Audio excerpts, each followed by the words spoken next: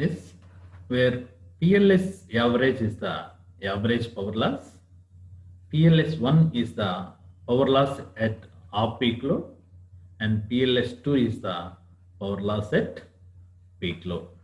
Yes. So for what we derived from equation 1 to equation 4 in the sense, simply you are taking the formulas of load factor as well as the loss factor.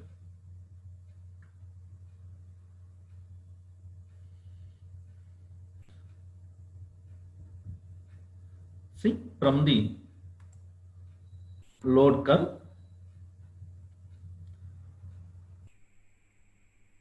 PLS average is equal to, so it is the combination of off-peak load as well as peak load.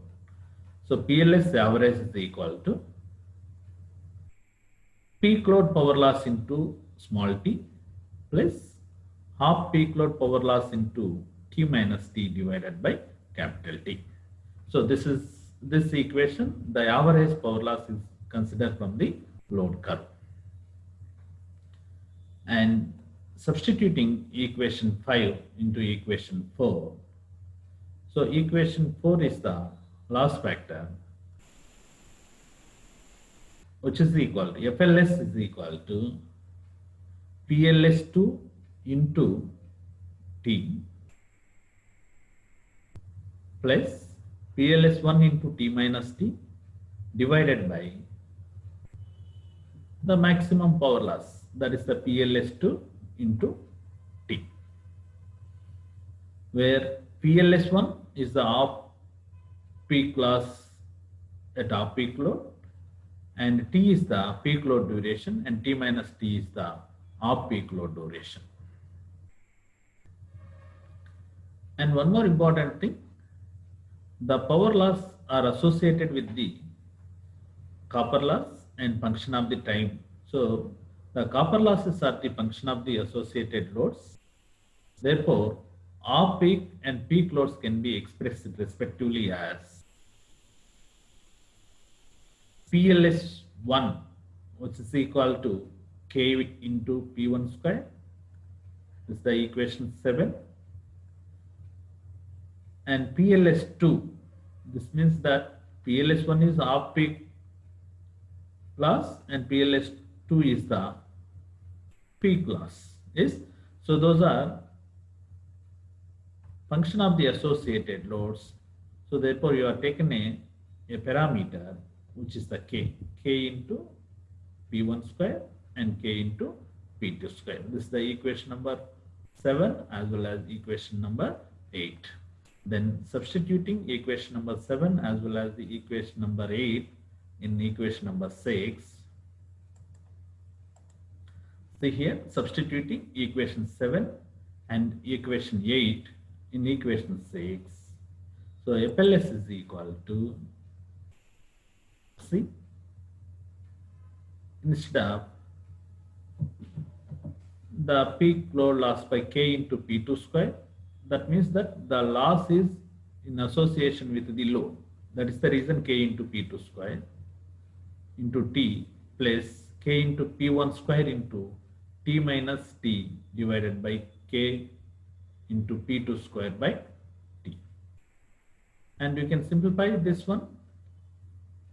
KP2 square, KP2 square cancel. It is the small t by capital T plus P1 by P2 whole square, KK will cancel, and T minus T by T. This is the equation number 3. So we are obtaining equation 3 for load factor and equation number 9 for loss factor. So by using the equations 3 and 9, the load factor can be related to loss factor in the following 3 cases. So case 1, we are considering different assumptions here. So off peak load is 0. Off peak load is 0. So off peak load is 0 in the sense the PLS1, off peak loss is 0, since off peak load is 0.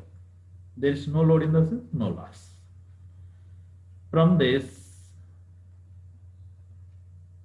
this condition P1 is to be substituted in equation number 3 as well as equation number 9.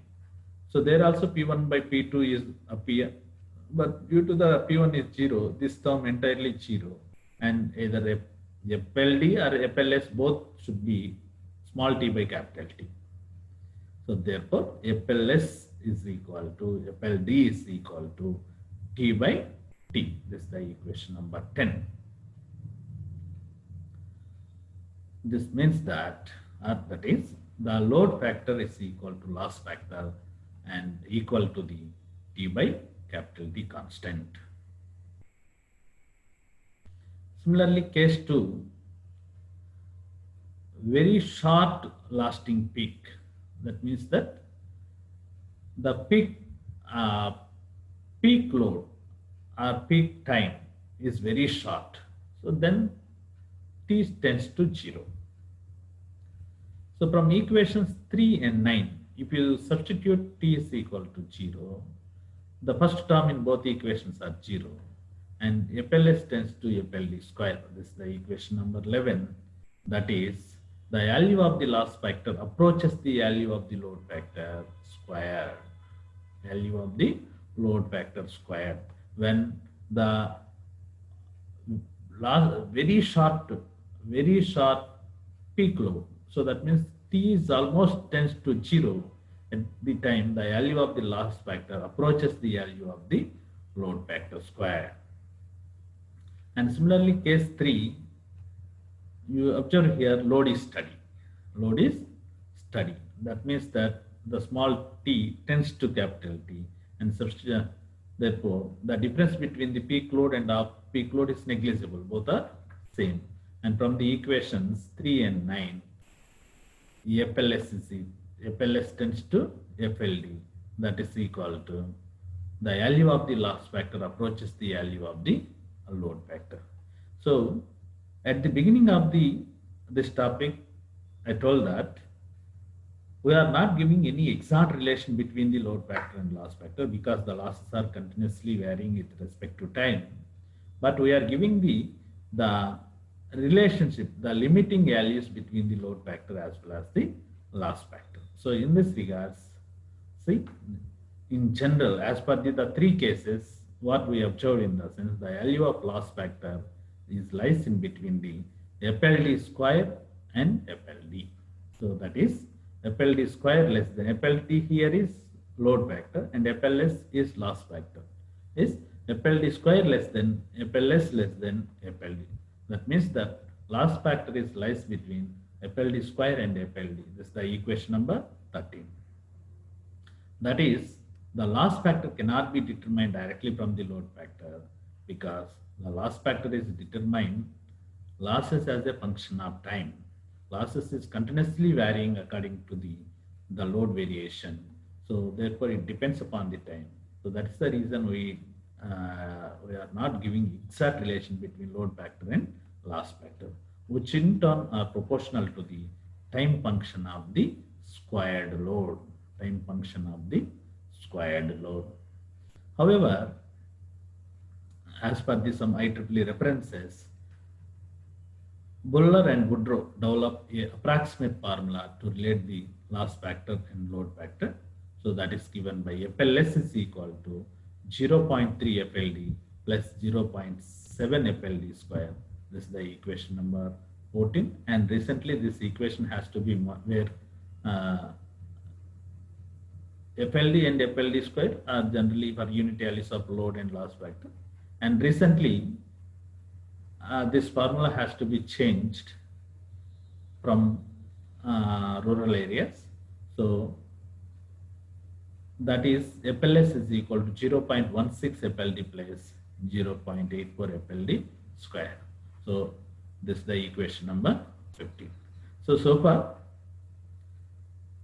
we are obtaining the load relation between load factor and loss factor simply or briefly. Just we are taking a primary line and that corresponding load curve and loss curves are to be analyzed. Based on that, we are finding the approximate value between the approximate relationship between the load factor as well as the loss factor.